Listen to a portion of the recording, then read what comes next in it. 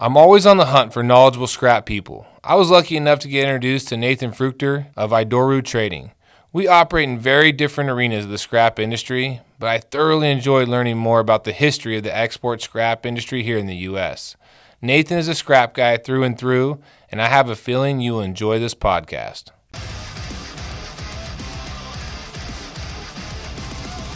All right, everybody, welcome to another episode of Scrap Life Podcast. A few weeks ago, probably about a month ago now, I reached out on LinkedIn. I said, hey, I'm always interested in talking to scrap people that the scrap industry is in their blood. They've been doing it. I mean, they love it like I love it. And I basically kind of was asking for suggestions and just kind of put it out there for people to offer up anybody they knew that they would like to hear more from, or that they thought was a big influence in the scrap industry. Mr. Nathan Fruchter his name got thrown about, and so I reached out with him. Luckily enough, he's super knowledgeable about the industry, and I'm feeling pretty blessed that I get to sit down and pick his brain. So, Nathan Fruchter with IDORU Trading, thank you for taking the time on this nice Sunday evening, and I couldn't be happier, man, just to get your 2 cents on the scrap industry. You're more than welcome. It's nice to be here. You know, the only reason you got my name thrown in there is because the guy who suggested it in Brazil happened to have been on the phone with me the day that you put that request out, and he just threw it out. That's just pure coincidence. Awesome. Yeah, your timing was right. Let's put it that way. Hey, so that's isn't that amazing? You know, timing in life is kind of what makes things happen. You know, and you and I, after much discussions about your history, your career, there's so many things in life that were because of timing. I think that probably puts you in the position that you're in today, what world events and whatnot. So I'm super excited for you to kind of give us a little bit of a background on just your history in the industry and how timing really has played a role in that. One of the first lines my mentor and boss taught me when I started was timing is everything. That was like one of the first lines I picked up, and it's very, very true. You know, timing is always very important. Yeah. So give me where did you start? How did you find your way into this crazy scrap metal recycling industry? So I grew up actually in Antwerp in Belgium, and I had a cousin who was working for Philip Brothers in the steel department in Brussels, and I would hear always his stories of business, buying, selling, contracts, negotiating, traveling around the world, and that sounded pretty much like I thought I wanted to do. But in order to do that, I had to go to college or university and then get a degree and then make my way around that way. And sure enough, when I was 18, I moved to New York. I was actually American born, and I moved to New York. And I ended up going to college in New York. I went to Yeshiva University, and as I was getting towards the end, close to graduating, I was looking at job possibilities and things like that, and starting to interview. And I really wanted to get in either to Philip Brothers or to Mark Rich. And Philip Brothers was already slowly having a lot of changes. Mark Rich had its own share of problems, but somehow I met someone. I had a quick stint at another smaller trading company just to get my feet wet in basic trading or operations, really. And one of the staff members that I met there left to go rejoin her boss at Mark Rich, and she called me the day after she left. She says, my boss is looking for a new guy. Why don't you come up for an interview? I think you fit the bill there. Mm-hmm. So I went up to walk down to Fifth Avenue to the Mark Rich offices, and she was his secretary. So she brought me into his office, and I met him. And the minute I walked, this guy's name was Alter Goldstein, my boss, the guy who hired me and put me into this business, and my mentor for many years. And I just knew when I sat down in the seat opposite him and the conversation started, I knew I got this job.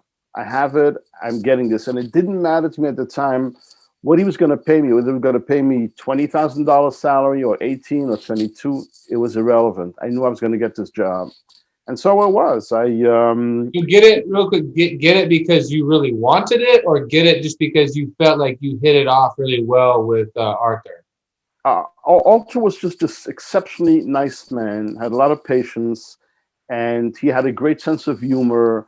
And sometimes when you meet someone for the first time, it clicks right away. You have some type of the dialogue just flows. Yeah. And that's what I experienced when I sat in his office. And by the way, before I went down on the interview, he was ex-Philip Brothers. And before I went on the interview, I asked 4 Philip Brother traders if they knew Alter Goldstein. And they said, yeah, we know him. And the answers I got was, he's a great guy. He's a Superman. If he offers you a job, take it. Don't even be concerned how much he offers you. Great guy to work for. Those are the 4 lines I heard. And I just sensed the minute I walked in there, I'm going to take the job with this guy. And so it was. I mean, he explained to me the job. I was going to come in. I knew nothing about scrap. I knew a little bit about trucking already and warehousing because I'd worked a little bit on some nickel. But he explained, he says, look, you're going to start from the bottom up. We're going to teach you operations. You'll be busy working on documents and letters of credits and booking freights and, helping really booking freights, not booking the freights itself. Documents was a very, very big thing in those days. None of it was electronic. It was all typed up documents. And basically, you learn the different qualities. What is the difference between HMS 1 and 2? At the time, it was HMS 1 and 2 50-50. It wasn't even 80-20. And then HMS number 1 and PNS. I couldn't get the difference. I just couldn't get the difference. And so I had one interview. It went well. And he said, look, give me a few days. I need to speak to management, figure out what I can offer you. I said, that's great, no problem. And then a few days later, he called me and said, look, I got you the job. This is what I got you, $27,000. And I was over the moon. I was making $20,000 at the first place, and I was over the moon. And I said, great, come and shake your hand, and we're going to do this. And he said to me, go back, resign like a mensch, and, give him 2 weeks notice. And I was out in 10 minutes already. Can I ask you a question? So one of the things that really intrigued me, and I mentioned this to you when we very first talked, is I had read the book King of Oil with Mark Rich. And I love that book because Mark Rich was a self-made man. I got Jacob Ronstein is who gave me that book as a present. He said, you really need to read this book. And I just really liked how he went about his business. I mean, at least from the book. I mean, and so when I saw on your profile that you at one point had worked for Mark Rich and Co., right? I was thinking about Arthur Goldstein, and he came from Phillips Brothers, correct? Yeah, Alter was at Phillips Brothers. It wasn't Mark Rich? Didn't he start at Phillips Brothers and then went and started his own company, right? That's right, Mark Rich. That's right. He started Phillips Brothers in the telex room. And worked his way up, and that's in around 1974, 75. That's when he split, he left, and he set up Mark Rich & Co. So did he work side by side, Arthur Goldstein, or did they work together at Phillips Brothers? At Phillips Brothers, they did not work together. Okay. But Alter was at some time he was in the Pittsburgh office at Phillips Brothers. He was doing ferroalloys and concentrates. And then at some point, he hooked up with Mark Rich and he said, look, why don't we do a scrap department? There was a company at the time called Luria Brothers. Okay. And you're probably too young to remember them, but many elderly guys in the industry would remember a company called Luria Brothers. There was a trader there by the name of Richard Schwartz. And he and Alter hooked up, and they set up a ferrous scrap trading division at Mark Rich. And this goes back now to around 1976, 77-ish or so. Okay. They got a guy in by the name of Bill Alline, who was this devout Irish Catholic, unbelievable, amazing person. I've never seen such an amazing person. And he was running the operations, doing the chartering and documentation, and an assistant or secretary came in. And that was the scrap deal, how it started, really. And we'll get to the history of how scrap moved in those days later Yeah. on in this conversation. But that's really how I started. So he hired me. So I started. Like it was like I think a Tuesday or Wednesday. I got the job. He says, "Look, go take a few days off. Um, Monday morning you start." Then he said, "You know what? Why don't you go to Belgium to see your parents for the weekend because you may not see them for 6 months because you don't have any vacation." I said, "That's a great idea." So I booked the ticket that night. I was living in the city actually. I flew to Belgium on Wednesday night, see my parents. I was there for the weekend. Sunday morning I flew back, and then Monday morning I went to work. And And then that office was located where? it was located at a corner of 52nd and Fifth Avenue. At the time, it was called the Piaget building. At the time, the Swiss watchmaker Piaget was occupying that building. Okay. And it was on the corner. Um, Great location, like close to Rockefeller Center. I remember I was living on the Upper West Side on 72nd Street, and I was able to walk to work, like a 45-minute stroll to work when it was decent weather.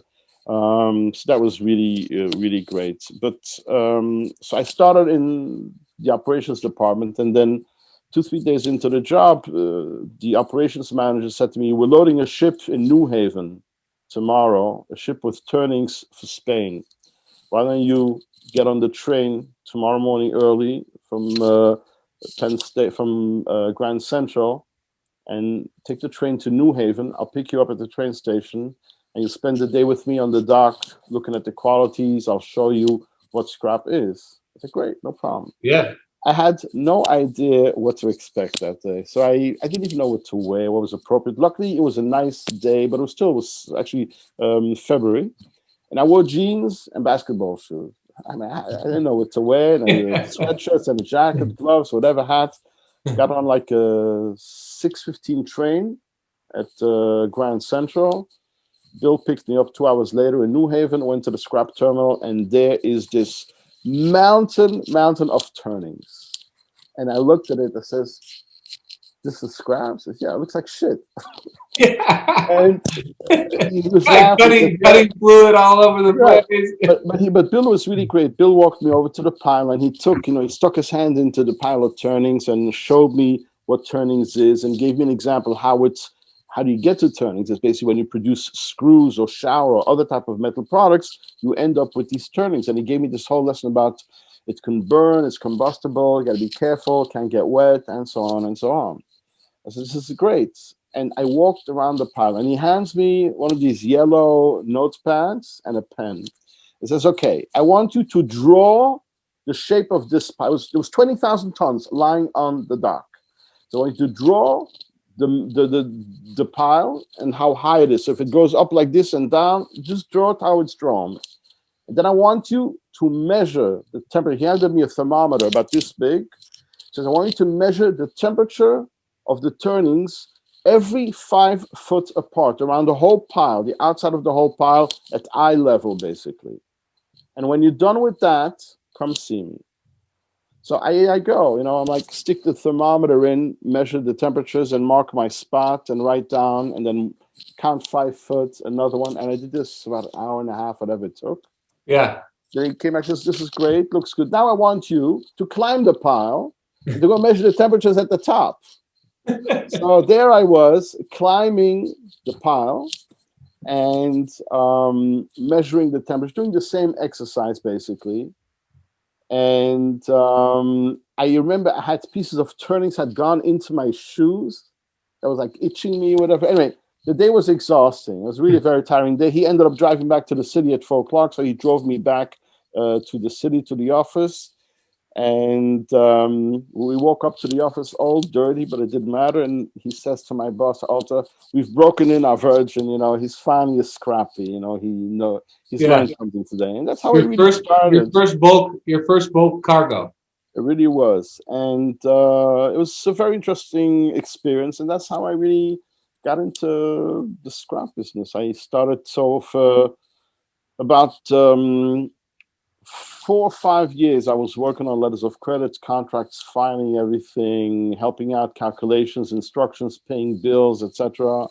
And it was a very intense program. And the idea already, it was made clear to me then that, you learn all the bottom layers of the commodity that you're going to handle. So as a trader, you won't issue documents and you won't review letters of credits and you won't do any of these things. You'll just buy and sell, and the operational staff will do it all.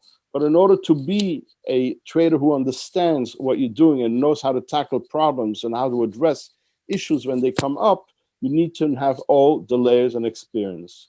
Mm-hmm. So that's what I really did. I did documents, and that's how you learn from experience, basically. And then there was an opportunity in 1987 that came up for me to go into the oil department at Mockridge. And the office then had relocated to Stamford, Connecticut. And, it was the up and coming department. Every young guy wanted to grow and all that. So, if there was an opportunity, I'll give it a try. Yeah. And I hated it. I couldn't stand it. It was a very big department. It was like 100 people in that department between operations and charters and traders, and there's way too much going on. I wasn't comfortable there. I was used to a smaller department with 6 or 7 people, very personal. And at some point, I wanted that job back. I couldn't get it back anymore because I had introduced a childhood friend of mine from Belgium who also spoke all these languages, which is one of the reasons also why he liked me. He wanted me for the job because he knew he would need someone who speaks French and German and other languages. And I couldn't get that job back. But he said to me, if you're patient, we're planning on expanding in Europe. You are European, you can move to London and you'll help set up the scrap division over there. I really wanted to stay in New York, but you know what? I wasn't going to give up an opportunity to leave the company. The staying with the company worldwide meant more to me at the time. And, I said, okay, I'll resign myself to that. And while I was waiting it out a few weeks, negotiations started, and sure enough, one day I get a call, and Alta says, okay, Nate, you're good to go. You can start in London Monday morning or so. Nice. So started about then did you move? later. Then did you move to London from there? Yeah, so I left New York and I moved to London in April of 1988. And there was a small scrap department in London at the time. There was one trader there. And the way the business ran in those days, really, there's a lot of background. It was very different than it's today. Today, when you're looking at bulk cargoes, and by the way, whatever we're discussing right now is strictly only bulk. Containers didn't exist. So I'm not going to focus on that right now.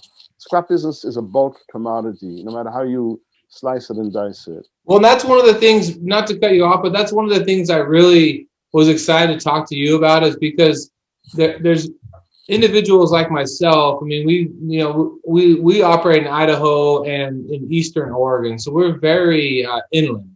So bulk cargoes for us is never something that is ever even crossed our mind. It's we're selling to shredders, domestic steel mills, and we do ship some containers of non-ferrous export. But realistically, that was one of the reasons why I was excited to have this conversation with you, because you have that bulk background. I'm sitting there looking at your screen, and you have that ship in the background, that picture, right?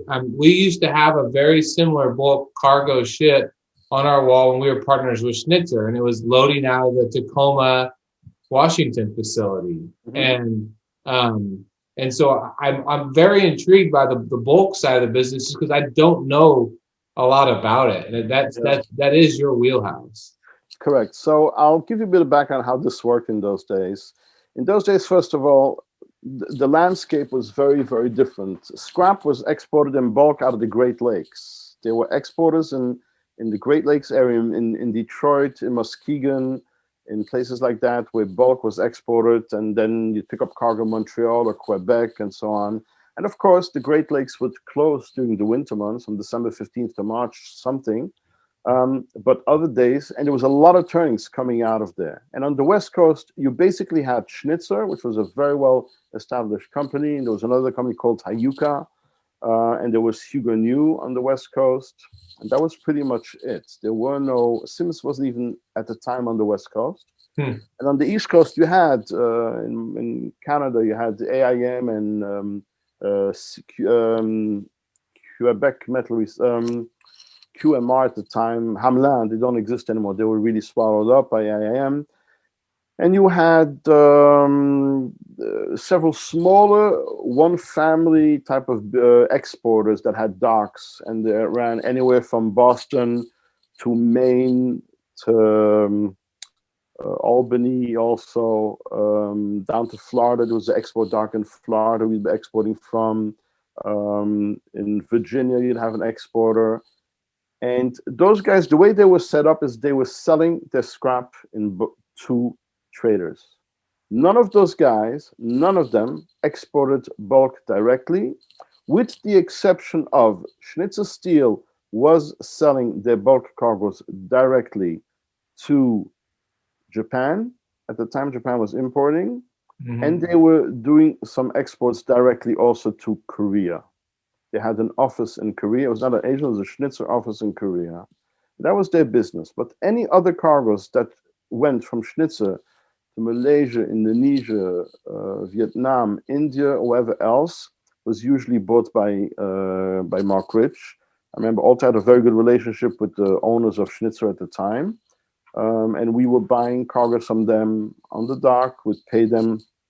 We'd buy at FOBST. We'd charter the ship, and we take the cargo out. So why was Schnitzer the only one at the time that was selling direct when everybody else had the opportunity? I get to that. On the East Coast, they had a similar scenario.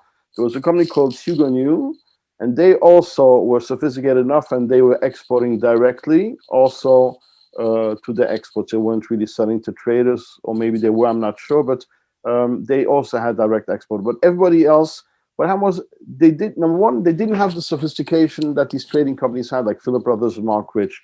They didn't have field offices all over the world where the staff, the local traders and staff had their finger on the pulse of the requirements for the local steel mills. They didn't have the know-how how to charter a ship. They didn't have the know-how how to even deal with a letter of credit and prepare documents with LC, make documents that had to be LC compliant.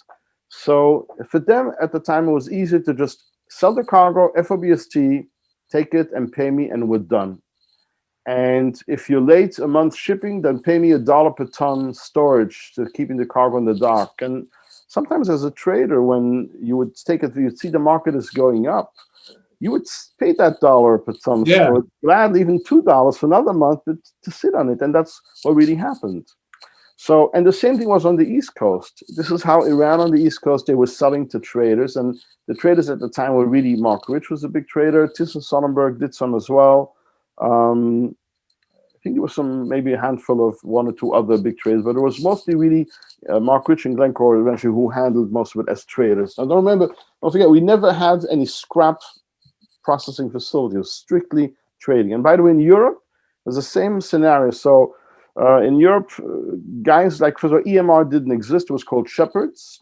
And there were many other UK recyclers that over the years were taken over into the EMR group or into Sims. But there were many other independents across the UK, Newcastle, Liverpool, Avonmouth, and other places. And again, they sold their cargoes to traders, and then the traders, like Mark Rich, Glencore, sold them on. And what happened over the years is, in those days, buyers would always send one of their representatives from the mill to the dock to supervise the loading. Yes, there was an independent surveyor who would attend to the ship and the quality, but there was always be a representative from the mill that would come to inspect and to look at the goods. And, business cards were exchanged, and eventually the world got smaller, and, from communicating with telexes, we went to communicating via email and faxes and other things like that. And also the reporting of the businesses became smaller. And at some point, when you're going into the late 90s already, it got to the point where many of the traders were being pushed out and more direct business started to take place. For example, I remember... When you say, not to cut you off real quick, but so when you say direct business, so the actual processors, the guys with the shredders and the shears and they decided that they didn't need the traders or the trading houses in the middle. Correct. They could just basically go direct. Correct. They would hire a person who worked at a bank who was handling letters of credit and who now knew how to prepare documents to make MLC compliant. And they would seek out a good freight broker and say, hey, it's the first time we're chartering a ship. Can you hold our hand? We'll pay you an extra dollar commission or so. And that's how they slowly learned the business. And then that's just how it evolved. They got to a point where a company like Glencore would say they didn't really want to keep the scrap department because it wasn't really fitting their image anymore. So much had changed over the years.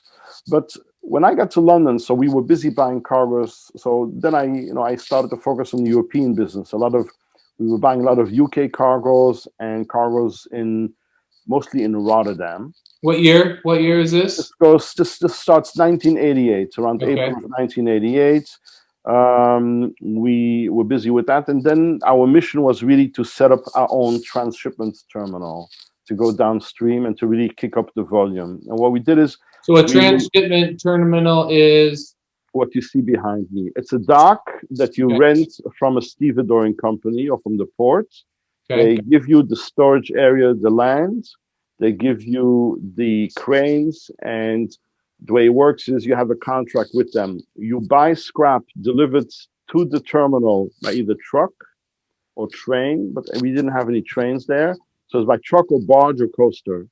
And in this case, in Rotterdam, it came from anywhere from UK, Belgium, Germany, France, Holland, Denmark, Norway, and Sweden. All by truck?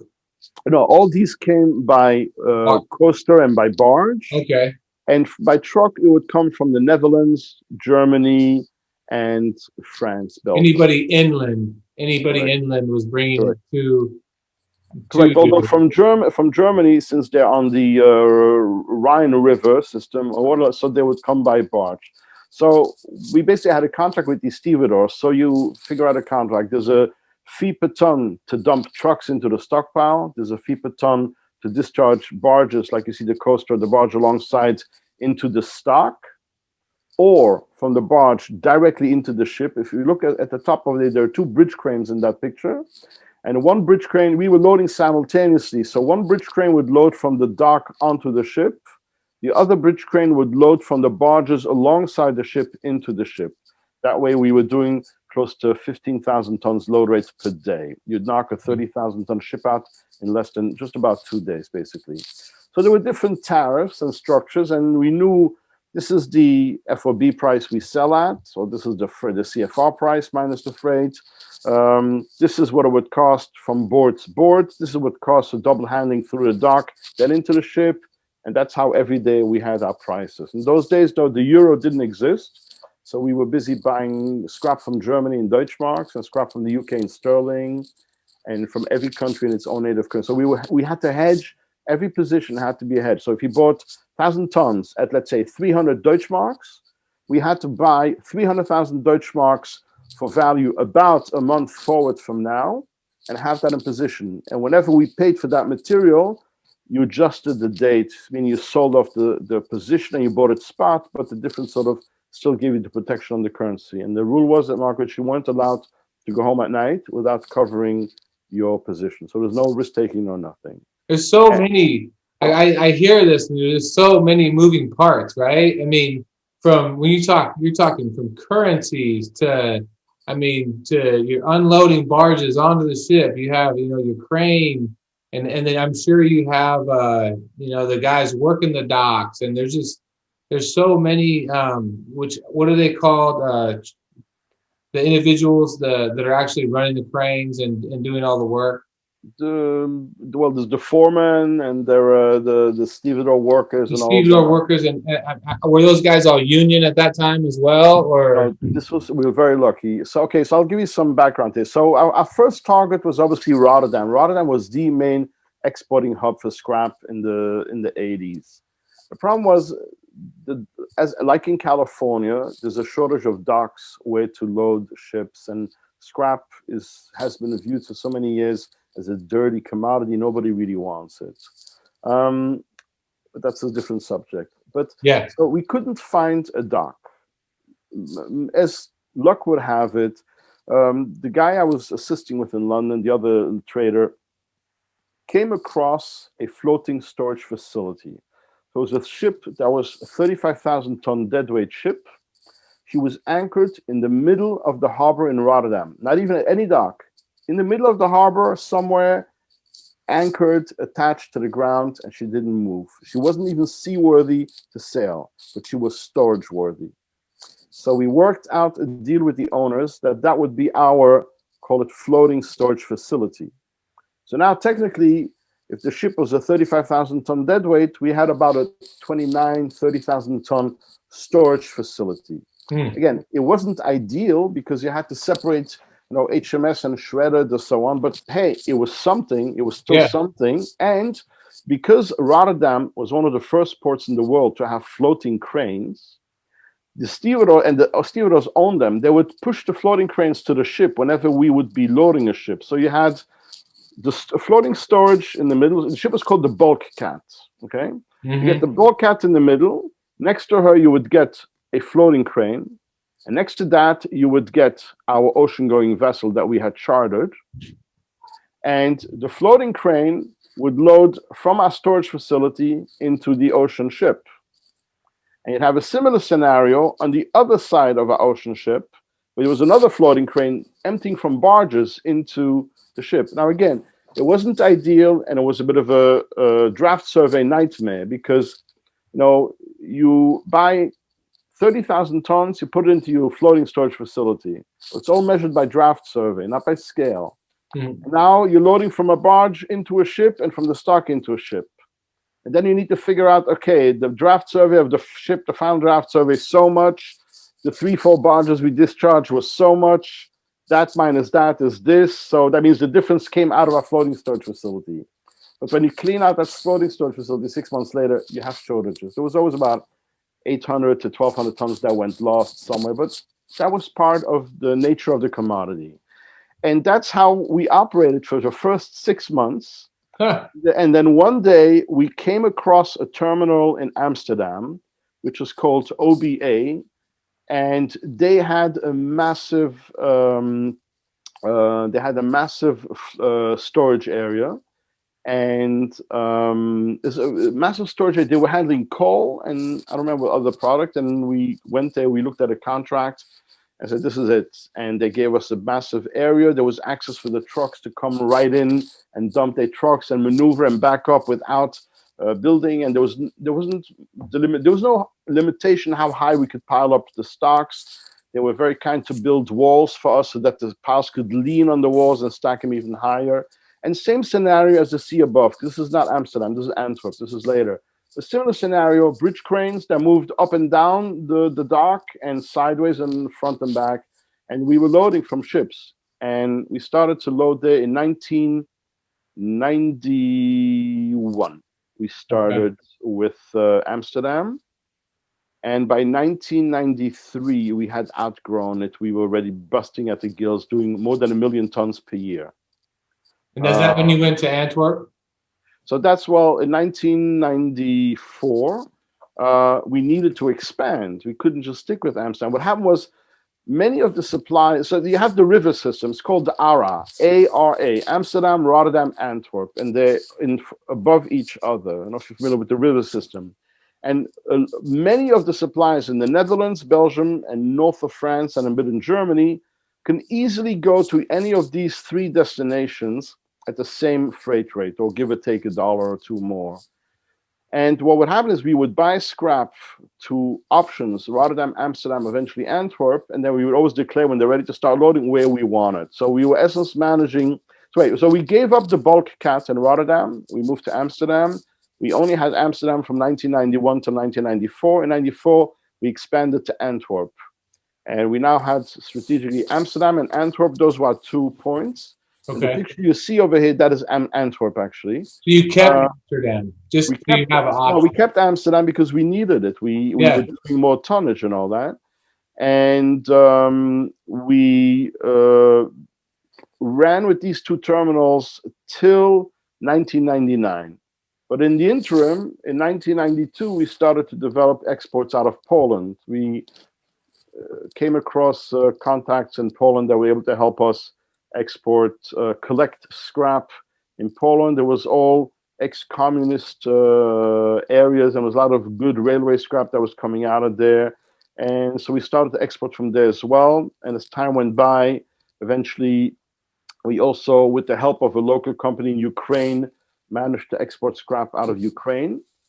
And in those years, what countries were you primarily exporting to? Was there a top 1, 2, 3 countries that most of that material was going to? Yes, we're getting to that. We'll get to that. I mean, I saw some of the schedule, so yeah, we'll get to that. So that is, and then we also shipped from Far East Russia. So anyway, so this is how it really ran in those days. Now, the main markets in those days, if you're looking at the 80s, for example, believe it or not, India and Korea were the two main scrap buying markets in Asia. And Turkey also, and also Spain was buying a lot of scrap, even from the United States. Bulk ships of 25,000 tons were going to Spain. So I figured India, Korea, Spain, and Turkey were like the top buyers of scrap. But the map of what ships from where to where changed over the years. So at some point, once we had these two terminals, Amsterdam and Antwerp, an opportunity came along to hook up with a recycler based in Rotterdam, and we decided to join up with him as well, and we handled some of his tonnage as well. But then in 1999, that all came to an end when we left Glencore and, said I'll move back to the States and, started from in the States. So if you look at the major influential markets in the past, I think India was a major, major market. People don't even realize it. I was reading recently an article that's how the new frontier, the big market, up and coming markets, India. It's a comeback for these markets already, by the way. So it's like it was a big consumer then, and it took some time off, and now it's becoming a big consumer again. It was a very big consumer. It was all public tenders in those days. There was no negotiating with private companies. There was a government entity that was negotiating all the scrap purchases for all the mills and distributing, allocating 500 tons to this guy, 1,000 tons to this guy. You would have some ships that would go out with 35 bills of ladings and sets of documents because there were 35 recipients of scrap on these ships. It was a nightmare. The paperwork was beyond. I remember there were times we had to spend all-nighters in the office finishing off the paperwork and bundling the kind. There were so many papers someone from the mailroom had to go to the supermarket down the block, grab one of the carts, come up to the office, load them, take them to the bank, and then take the supermarket cart back. That's how much paperwork there was involved at the time with that.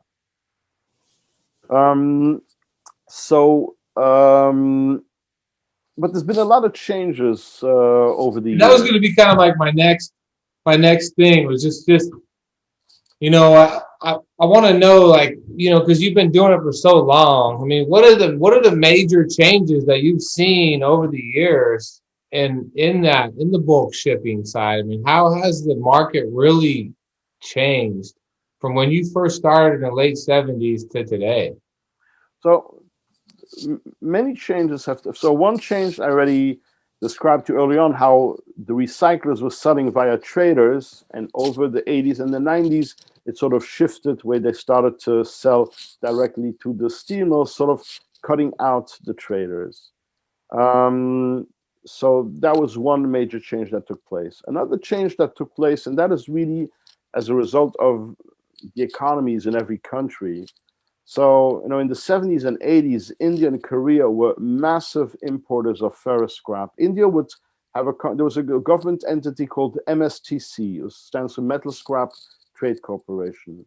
And there were 50 or 60 different small steel mills in India.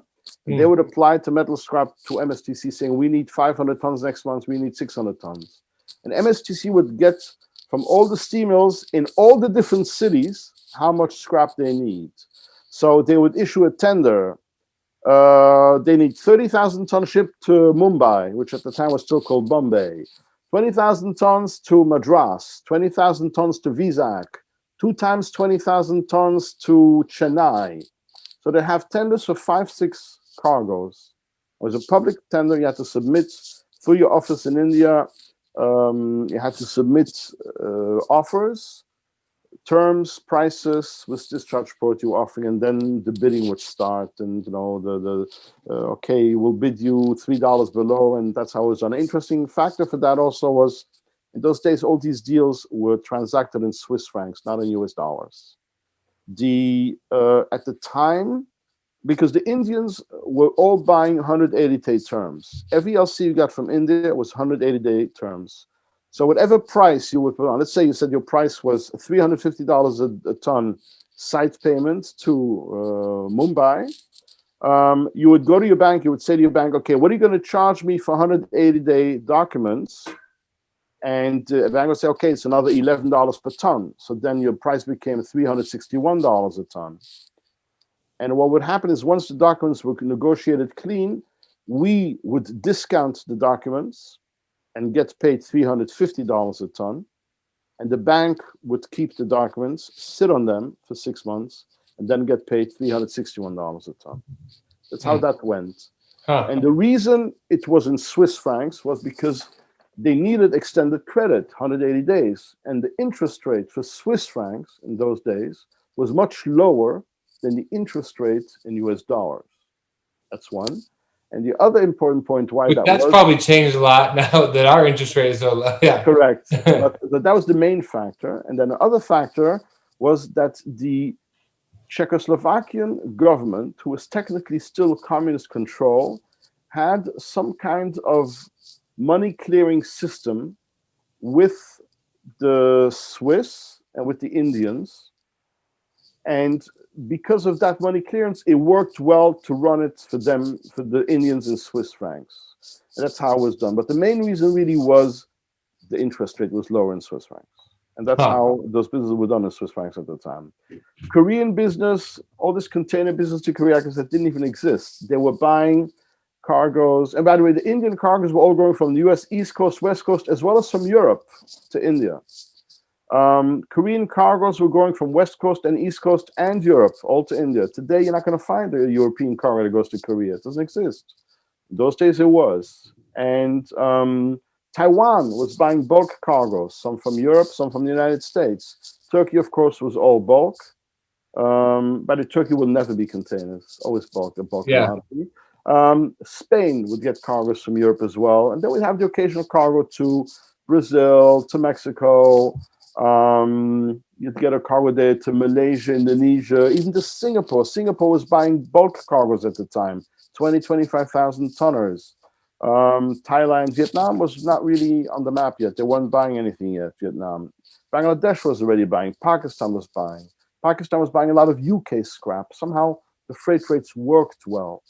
And that's how that landscape was in bulk till about 2000. I was going to say, what year did the container freight start playing a bigger role for ferrous, on the ferrous side? We looked at each other like in the late 90s. We say, oh, hey, when are we going to ship scrapping containers? And we looked at us, what, are you crazy? No one ships ferrous in containers.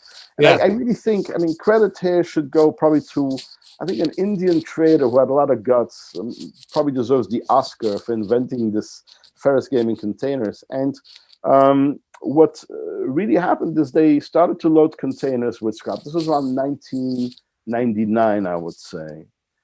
And there was an enormous amount of damages to containers. These container loaders didn't even exist yet, and they didn't know how to load them properly, but it worked. What happened was also the freight rates got very expensive for bulk, and prices went up. And all of a sudden, steamers needed to commit to 30,000-ton cargo at a high price and at a high freight rate. And such a massive ton would tie up $10-12 million of their funds, whereas with containers, they would just buy 2,000-3,000 tons at a pop, and they wouldn't tie up so much money with them. They would continuously buy, and many of them weren't even paying by letters of credit. They were just paying upon departure, so there was no funds tied up. So that worked well for them. But one of the biggest changes, in my opinion, the two many changes that we've seen in the industry here, in my opinion, was the fall of communism, the fact that the Iron Curtain came down, and all of a sudden all this scrap started to come out of the Baltics, all the ex-communist countries, Ukraine, Russia, Far East Russia. That really changed the map of supply where scrap went. And the fact the container business was a big change, because until the container business, you basically had, the United States was exporting scrap, and you had the UK, Netherlands, Belgium, Holland, Scandinavia, and South Africa a bit, and a bit Australia. That was it. The minute the container business started, all of a sudden you had 20 new sources of scrap, countries of scrap, with a dozen sources in every country, because every Caribbean island started to export. Haiti, Jamaica, Puerto Rico, Panama, Costa Rica, Belize, Nicaragua, ad nauseum, all of them. All the Central South American countries are exporting. Chile, Mexico. So did that open up opportunities for the traders like yourself? Like all of a sudden you were just only dealing with very limited amounts of people that could actually load a bulk cargo or receive a bulk cargo. And now the container business, I would have to assume, this is just my ignorance, but I would have to assume that just now added, a crazy amount of potential customers, consumers, processors, sellers to the industry that never existed for a trader before. It did. I will give you a map. I know when you post this thing, I will give you a map of what the scrap supply was like till about 1999 from bulk, and how it changed really in over a year, how with all these countries came. And then also, if you look at the African continent, every country that is not landlocked, North Africa, West Africa, East Africa, all of them became exporters. And all of a sudden, so many different markets start cutting back on buying bulk, and they start buying containers. Which is a perfect example was Korea. Korea, who would buy 5-6 bulk cargoes a month between POSCO, Dongkook, Hyundai, Sami Steel, and other mills that don't exist, that were absorbed by others. All of a sudden, okay, went in containers. And the Indians did the same thing, and so on.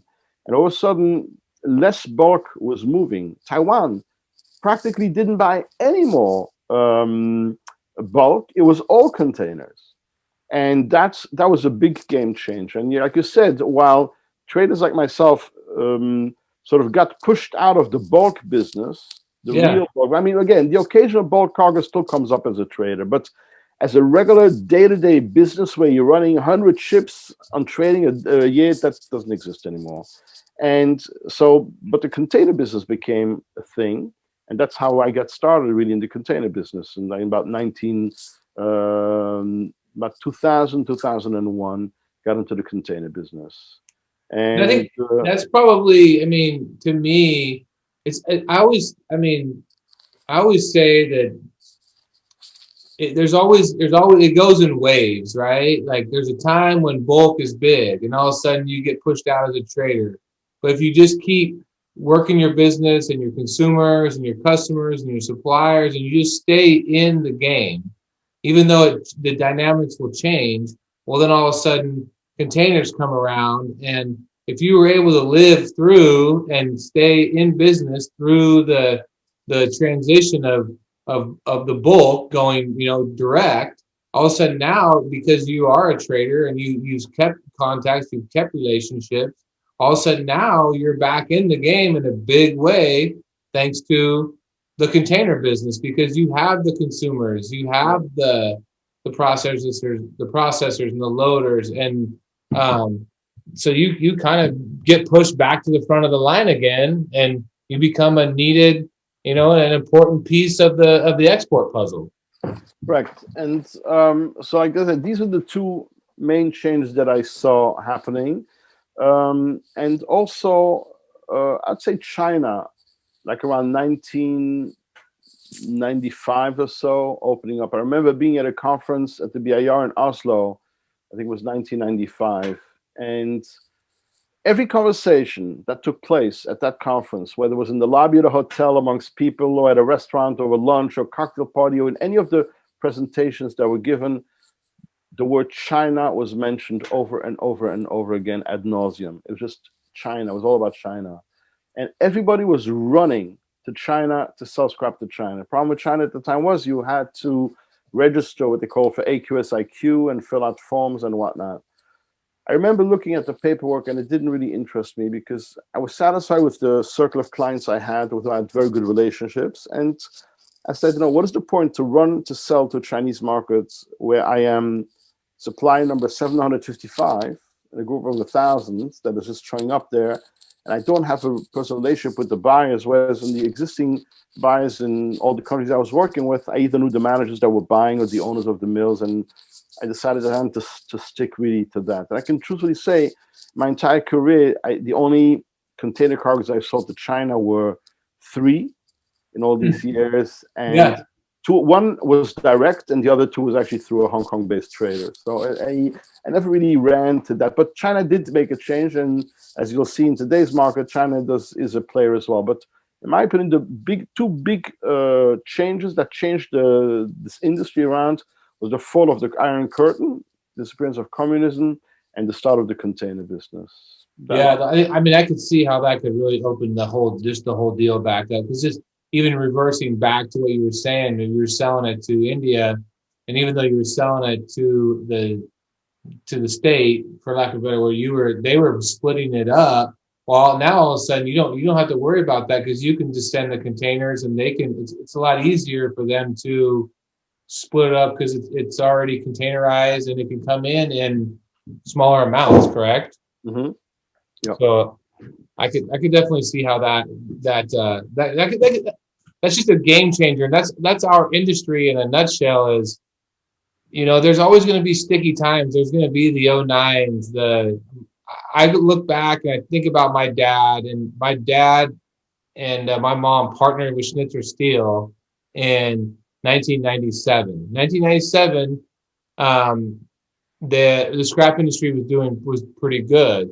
1998, 99, it was a rough. It was the pricing had came down, and they were like, we had just bought a new shear, but they were able to stick it out and get through it and get through those early 2000s, the 2004. All of a sudden, 4 started getting good, 5 it got good, 6, 7, 8. As everybody knows, were really good years in our industry. And I always say that people that are able to persevere the ups and the downs in this crazy commodity of scrap, you're gonna win in the long run if you can get through the dips. I would assume as a trader, there's you feel those dips and you feel the landscape changing, whether it's geographically or how big of a role did the internet play in the trading business? Unbelievable role. So I spoke about this at a conference a few years ago at the BIR conference in Hong Kong. So before I started working at Mark Rich in 1984, I had a job at a smaller trading company where I just got my feet wet.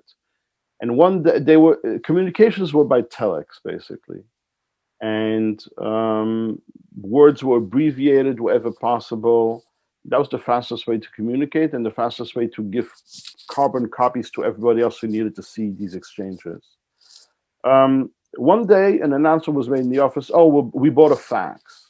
And everybody ran to what was called the telex room to look, what is a fax? And in those days, when you wanted to send a fax, not everybody had a fax. What it is, you took your document that you typed up, you went around the corner to one of the local FedEx offices, and FedEx faxed it to their FedEx office in LA or Brussels or London, wherever it went, and you sent the address where it was supposed to be delivered. And then the next day, it printed over there when they came into the office. They pulled it off the fax, they put it in an envelope, and a messenger would deliver it to the office where it had to go. That's how FedEx operated with a fax in those days. Huh.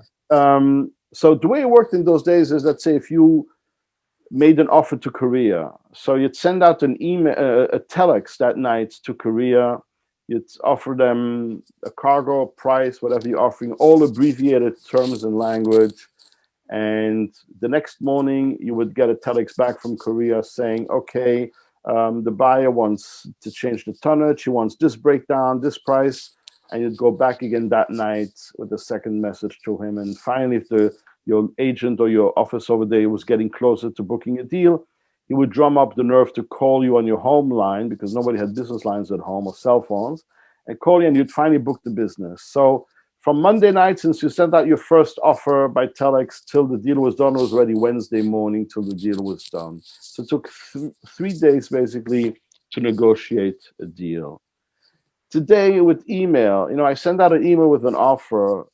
An hour later, I have a counter and a comment, and I respond right away. And before I'm even done with dinner, it's done. It's put to bed, and I don't go to bed at night without sending out the contract. That's what I take. Contracts have to be typed up on carbon papers with copies, and if you made a type with an electric typewriter, and if you had a typo, you had to use one of these whiteout things to correct it. Today, it's all a template. All you need to do is go in and change the dates, the price, the tonnage, the breakdown, and the latest shipment date, and you're good to go. The rest is a repeat with every buyer. So as a result, we work much more intense and much faster, and we work more, and that's just how it is. So the communications has changed a lot, but not only the way we communicate with each other, the way market information travels. I mean, more people go to conferences and they meet staff from the steel mills and the recyclers, and they meet and they talk and they exchange cards, and everyone has a website and everyone has a Twitter and internet and whatnot, and it all moves. And in those days, Metal Bulletin was like the only Metal Bulletin and the Japanese what's it called, Text Report were the only industry publications that were reporting on ferrous scrap. And Metal Bulletin was mailed out every week in the US to the companies in the States, and in the UK to the UK companies. And every head of the department would get one copy of that week's Metal Bulletin. And there was a hierarchy. So the boss got it first, and the next guy, and the next guy. By the time it would get to me, while I was still working in the States, there were already 2 other issues that were published. The news was old. And a Metal Bulletin would call us every night and ask, where's the prices at? Where's the market at? And truthful, we would tell them what we wanted to tell them. This is just how it went. And you were able to dictate that to them. And it wasn't just on scrap. It worked the same in steel and in oil and in others. Who was to check? Who was to know the difference? You basically told them what you wanted to tell them, what it suited you to tell them. Today, that doesn't work anymore. I mean, a sale is done in Turkey. I mean, pardon my expression here. Someone farts in Turkey, and within minutes you smell it in the States. Okay, that's how quick it travels. And then for the rest of that day, you get endless WhatsApp messages and SMS messages with this seller sold this cargo at this price to this buyer in Turkey, and it goes around the world. And every few of them is fake news, or they get an error, something goes wrong, and it gets repeated over and over and over across the world, which makes Turkey an extremely transparent market.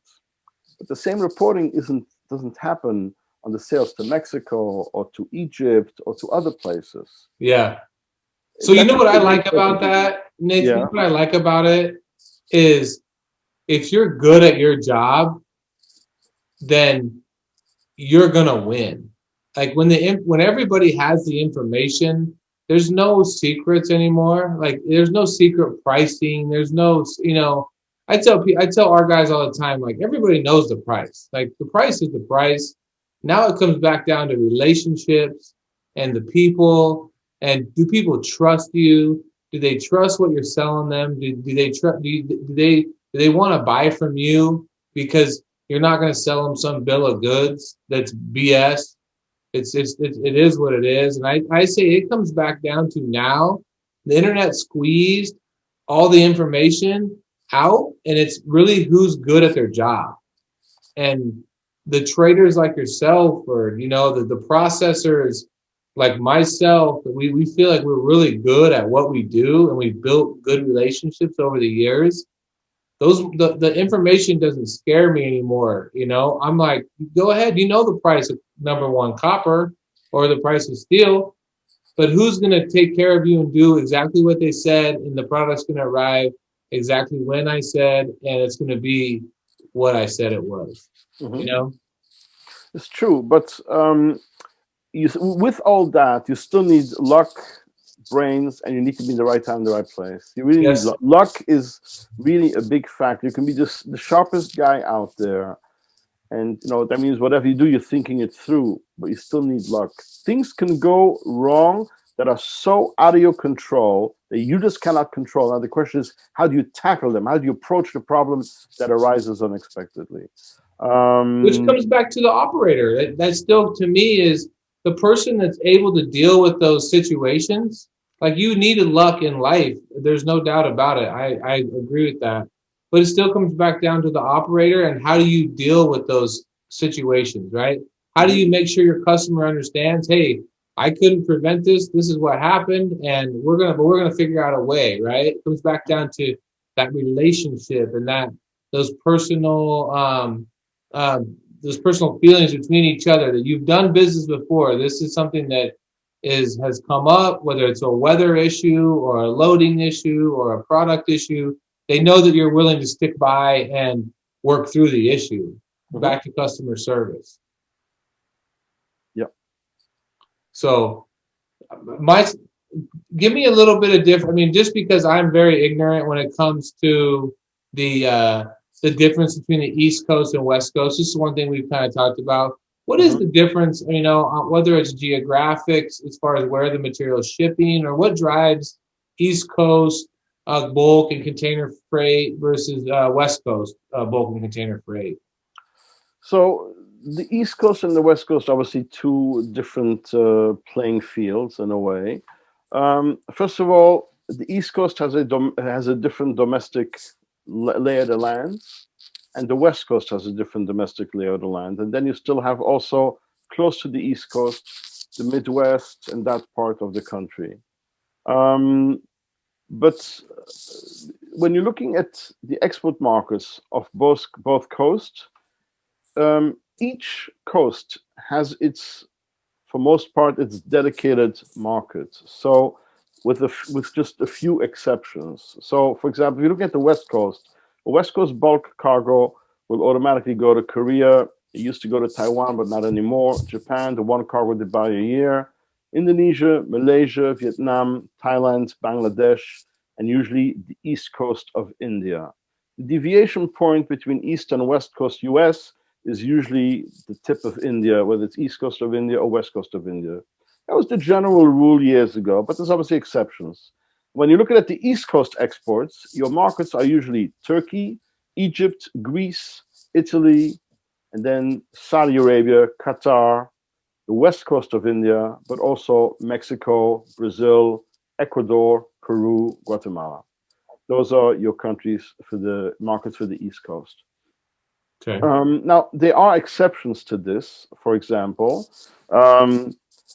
Peru and Ecuador, obviously also, and Pakistan work off the West Coast as well as they work off the East Coast as well, even though they are on the West Coast of South America. And there are some very, very rare exceptions here, and I'm speaking of experience here, where the stars really have to align and scrap prices have to be depressed and freight rates have to be down. But we've seen this before, where a situation presents itself that Asia is so weak that you are actually able to sell a West Coast cargo all the way to Turkey or to Greece or to Egypt from the West Coast, because the Asians aren't buying any of it, and it's got to go somewhere. So you have no choice. And I remember in 1995 or 96, while at Glencore, we had a cargo that we had bought as a trader from Schnitzer, and we were shipping it to Turkey. We sold it to Turkey. It was the first West Coast cargo ever sold to Turkey in 1995. And the Turks used to always send an inspector to be present, their own rep to be present. I remember my guy in our office in Istanbul was telling us that the guys amongst them at the buyer were fighting who's going to go to Los Angeles on the trip, who's going to go to LA, and could we help with tourist sites and things like that.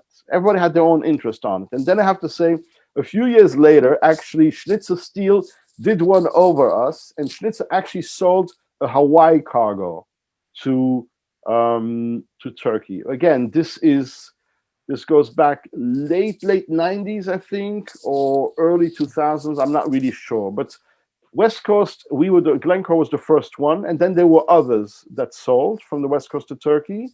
And then at some point, I think Schnitzer also sold actually from Hawaii. So that works. And here, for example, about 3 years ago, I actually negotiated a sale from the West Coast to Greece. The deal was done because the prices were, the freights were cheap and the Asians weren't buying. The deal was pretty much done, but at some point we decided to alter the deal because the voyage time from the West Coast was really too long. That is an extra 2 weeks. So that you have to take into account. But each coast has roughly basically their dedicated export markets where they look at doing shipments to. So go ahead. No, go ahead. So where do you, if you were to rub your crystal ball today and say, you know, what are the big influential markets that are present that should last, you know, the next 6 months to couple years? Where, or do you see any new markets opening up, new export opportunities, or, you know, you hear a lot of rumblings about China coming back into the market very heavily. Are you feeling any of that from a trader's perspective? I think the China thing is a lot of hype. Yes, they need scrap and they're going to come and buy scrap. There's a lot of hype that's been associated with it. People wanting the prices, wanting to use that as a basis to push the prices up, and a lot of noise making. Like, for example, last week there was a deal circulating that a US West Coast cargo was sold to China. I'm not convinced it's true. I haven't found a seller yet. I asked around. I haven't come across anyone who has sold the cargo. Or I know who would be foolish enough to sell the cargo because the Chinese terms on quality control are beyond reasonable. And I can't imagine anyone exposing themselves wanting to take this type of sale. I think until the Chinese don't adjust their contracts, it's going to be an issue. People are not going to run to embrace their bulk cargoes. So what? So the Japanese sold 3 times 3,000 tons of scrap. That's peanuts. That's nothing. Yeah. Besides, the Japanese are very disciplined. They can probably comply with what the Chinese want. I don't think the average European or American wants to make the effort or should make the effort when there is better and easier term business in other places. I think South America is a hotspot for scrap. We're seeing it now as a result of the Corona crisis and the lockdowns they had. So there's not enough scrap there and there's not enough steel over there. So that's certainly a hot market. And I definitely think that Central Asia will grow and develop further. So Bangladesh, India, Pakistan. Again, those are not new markets. Younger traders tend to think they're new markets, but they're like on a, what do you call it, making a comeback, these markets, because they were around in the 80s, you know. But Vietnam, those markets also there. But do I see any new markets? I'm not convinced. I hear rumblings of steamers across Africa owned by Chinese groups that are buying scrap. And I actually have sold scrap years ago in containers from the UK and from Israel in containers to Africa, to Tanzania. But I'm not convinced that's just ready yet for the taking, although it may one day.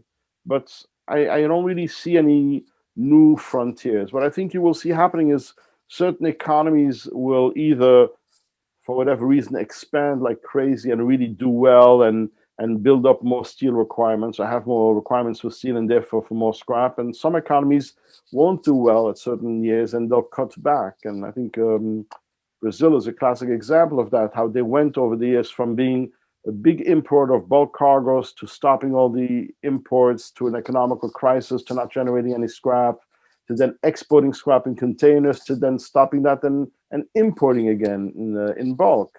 And we've seen other countries sort of taking a break from importing scrap and then going back to buying scrap. What will be in your opinion, what will be the biggest driver of the U.S. export market, whether it's East Coast, West Coast? What do you see as pushing export volume or pricing? what do you see as the big factors that will enable that to happen? I'm not sure. You know, we're coming off. In general, I don't love to predict things. Sometimes you have a gut feeling about something, and Yeah. sometimes you get it right. Sometimes you don't. I think we're in a situation where the entire world, every country has had issues with this Corona crisis. Some have dealt with it in better ways than others, but every economy, left, right, and center, has suffered. Um, Scrap is a product of affluence. If the economy does well, it generates a lot of scrap, and therefore you have more scrap. And if the economy doesn't do well, then you don't generate the scrap. I think for pretty much we're going to see Turkey buying the same amount of scrap, and we'll see some of the Middle East countries maybe developing, having more demand for steel, and as a result, the steel mills will grow and they'll buy more scrap, and maybe some of the scrap that is normally shipped to Turkey will somehow divert and go into some of the Middle Eastern countries. I think these Abraham Accords we're seeing between Israel and the Gulf states, I see a lot. I read a lot of chatter that's going on. There's a lot of demand, construction, expansion, building, a lot of investments being made, and all that does somehow result in requirements for construction and for steel, and therefore demand for scrap. So that region is poised for an expansion.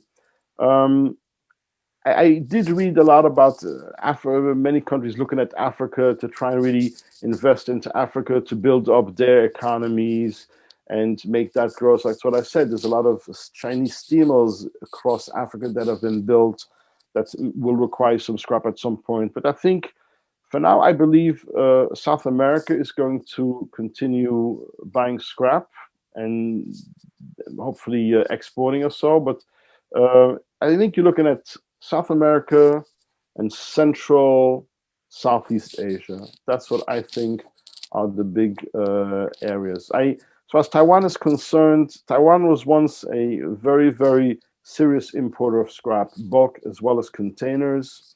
Then it cut out all the bulk exports other than small Japanese vessels, but I don't call that bulk. I'm talking about the 30,000 tonners, and it's all become containerized. And over the years, I think we're going to see cheaper freight and a lot of cheap steel eventually moving from China into Taiwan, which will force its way into the Taiwanese steel industry and weaken the Taiwanese steel industry to a point, or create a situation where some steel mills won't be able to make it anymore. So I think less, in the long run, I do think that less steel will be produced in Taiwan. More of it will come from China.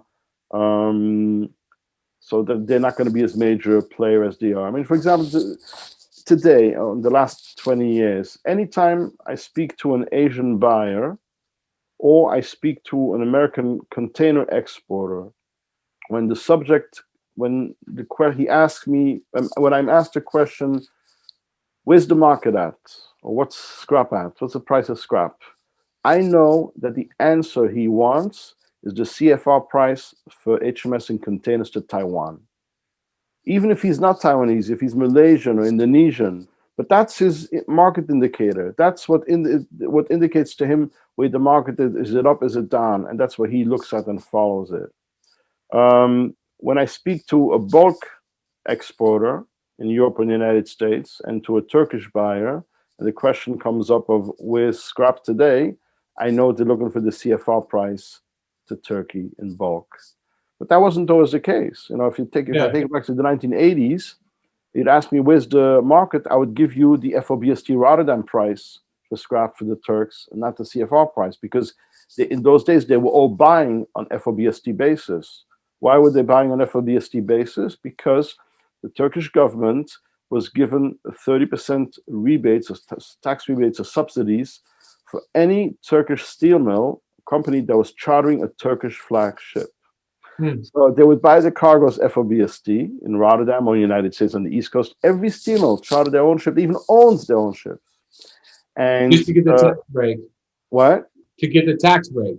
Correct, to get the tax breaks, and that's how it was bought. That's how the Turks bought. So there was no CFR Turkey price. It was an FOB Rotterdam or FOBST East Coast price. That was the market was. And then when Turkey decided they wanted to join the European Union, the Europeans said, okay, we're not going to have any of these preferential treatments, you need to do away with these rebates and other things they need to do away with. And therefore, there was no more advantage for the Turkish steamers to charter their own ships.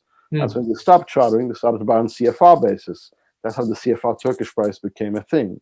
The container Taiwan price didn't exist until Taiwan started to buy containers. And by the way, there was a Korean container price that was a market indicator before the Taiwan price was a market indicator. But somehow Taiwan led the way with that one eventually. So market indicators change, and I'm convinced we'll see soon a market indicator for a Bangladesh price or for an Indian price, because wherever the biggest volumes of scrap will move to, that's where what will become the indication where people look at, basically. Okay, so I want to end. I want to end our interview on one question that, and I read an interview you did. It was in Scrap Magazine, I believe, and you noted that. I mean, you come from a big trading house company, whether it's Phillips Brothers or Mark Rich, where they traded everything from oil to aluminum, steel, you name it. But you say scrap is a people commodity, is what in quotations. And I believe that to be true. I believe in relationships. I believe in conversations like this where, I mean, I never would have ever had a reason to deal with you because I don't export steel. I don't export bulk. But now that we've been able to meet and communicate, now I'm forming these type of relationships. But scrap, when you say scrap is a people commodity, do you want to just expand on that real quick before we end this podcast? Sure. First of all, scrap is really all I know. I've dealt in it my entire career. That's now 36 years. And so that's what you know. But scrap is a commodity. You touch it, you feel it, you smell it, you breathe it, you live it, basically. I mean, I got my own shredder pile of scrap in the office. I think I sent you a picture of that, Yep. I'm going to put that on this podcast. Okay, so, it's a commodity. You look at it. I mean, every recycler I have ever bought scrap, the golden rule was, whenever, when I moved to London, my goal was I spoke fluent French, German, and Dutch. And my boss said, your mission is to go and to tap in to all the Dutch, the French, and the German recyclers, go visit them, see them, buy their scrap, and ship it to the terminals. That's how you build up. And many of them were it was like many mom and pop shops. They didn't even speak English, okay? And luckily, I spoke German and French and Dutch, and I was able to communicate with them. And that's how I developed relationships with them, and some trust was gained. But the golden rule was always, never, ever buy scrap from a recycler whose yard you didn't walk through. You didn't visit it. You didn't check. Is it clean? Is it on a hard concrete floor? Is it environmentally compliant? Or does it look environmentally compliant? Or is there garbage all over the place? Is it attended to? Is it not? That's what you're looking for. And the handful of times where I dared to buy scrap from guys where I didn't go to visit them, I didn't meet them, didn't look them in the eye, didn't feel comfortable with them, I usually regretted it. It didn't end well. And so that was a good one. So that's right away, there's an element of trust. If I want to load 20 containers on the West Coast from a supplier, he's not going to touch my containers until I wired him 90% or 100% of the cargo value. Only then will he start loading my containers. And so you are advancing anyway from $50,000 to $200,000 to a guy. You obviously trust him. There's a bond over there. So that's what makes this a personal opinion. And the same with the buyers. Like I said, I traveled all over the world. I was very blessed. And one of the things at Mark Rich and at Glencore was, if you smelled the business somewhere, they said, go ahead, fly there, run after it, go after it. And they knew not every business will lead to something. But if you had 6 or 7 businesses out of 10 such trips that you made, then you had a decent track record, and that was acceptable.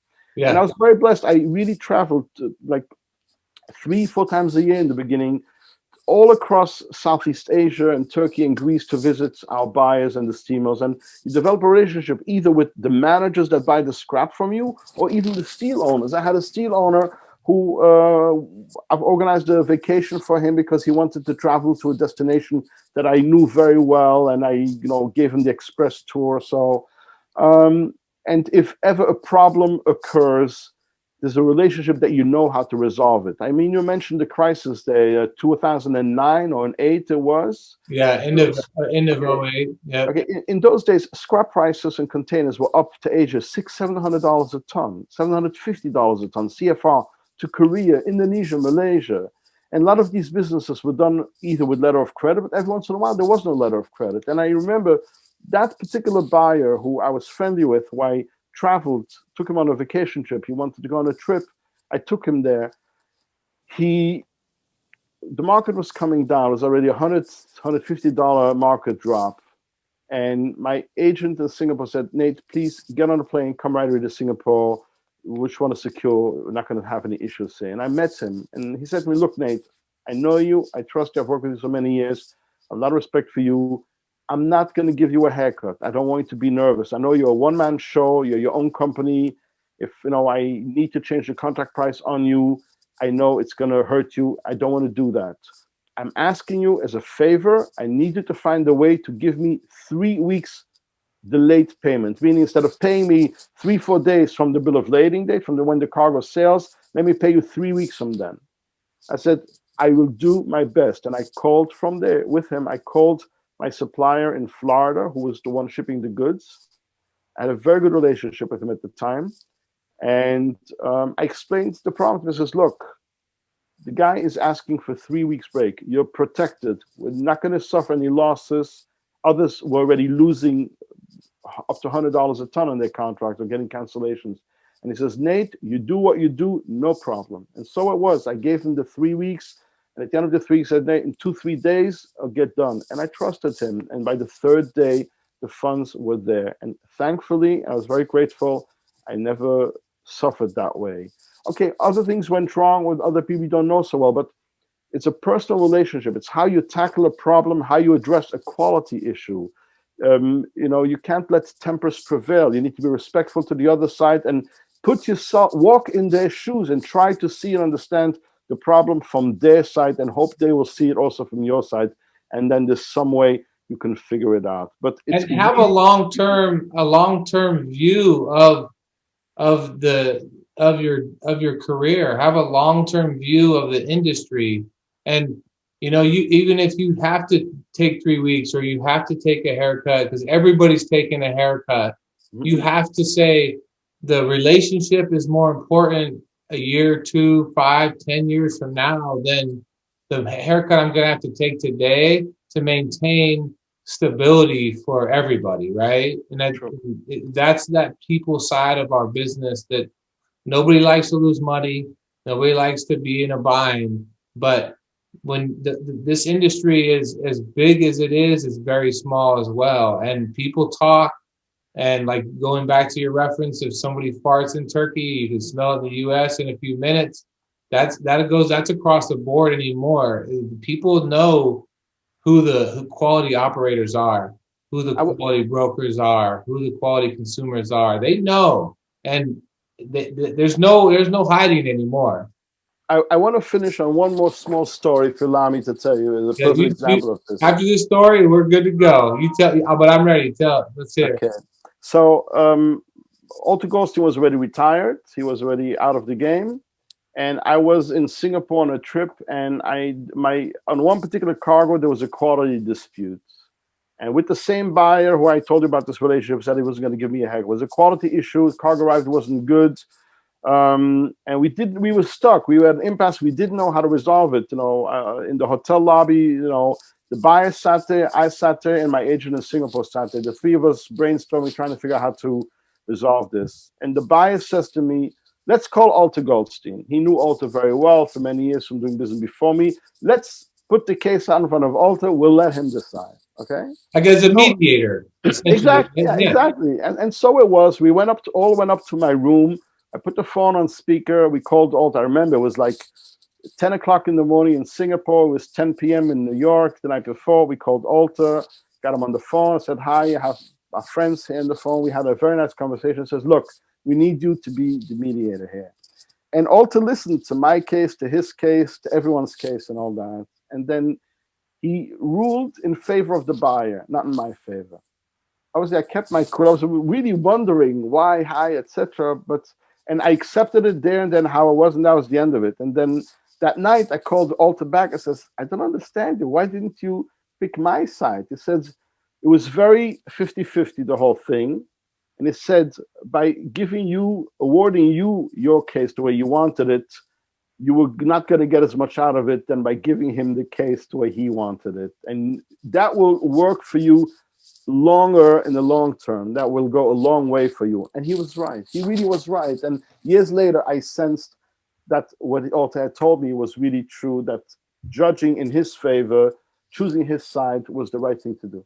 So That's awesome. here we go. Yeah. And we all have mentors, and that's all. I mean, you and I, we were talking about this. This is going to be like probably a 2 or 3 part podcast because there's just so much landscape to cover and time, and I know we're never going to get to it all. But I do just want to tell you thank you again, and I look forward to getting you back on the podcast and covering some questions that obviously we didn't get to. But I can't say thank you enough, and how much I appreciate you taking the time out of your schedule this evening and sitting down with me and just giving me a little bit of a history lesson in scrap and bulk, and hopefully everybody else out there that gets the opportunity to listen to this really appreciates it as much as I did. Absolute pleasure. Thank you for having me. It was really nice doing this. Likewise. Yeah. We'll be in touch. All right. We'll be in touch. Thank you, Nathan. I appreciate you, man. Take care. Good night. Take care. Bye. Bye.